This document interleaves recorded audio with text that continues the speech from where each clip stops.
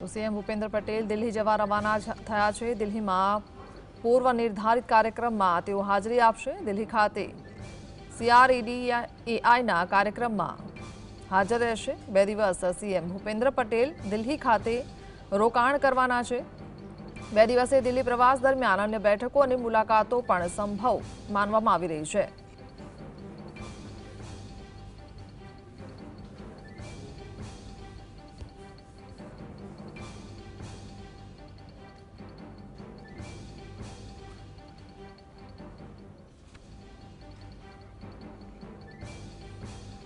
તો સીએમ ભૂપેન્દ્ર પટેલ દિલ્હીના પ્રવાસે છે।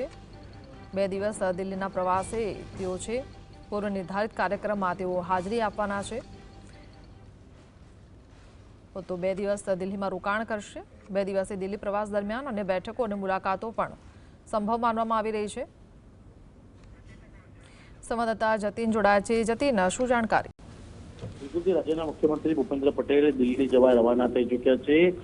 દિલ્હીમાં પૂર્વ નિર્ધારિત કાર્યક્રમની અંદર હાજરી જે છે તે આપવાના છે। દિલ્હી ખાતે ક્રેડાઈના કાર્યક્રમની અંદર મુખ્યમંત્રી ભૂપેન્દ્ર પટેલ જે છે તે હાજર રહેશે। 2 દિવસ ખાતે તેઓ દિલ્હી રોકાવાના છે।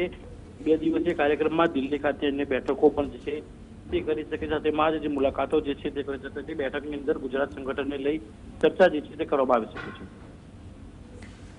જી, આભાર।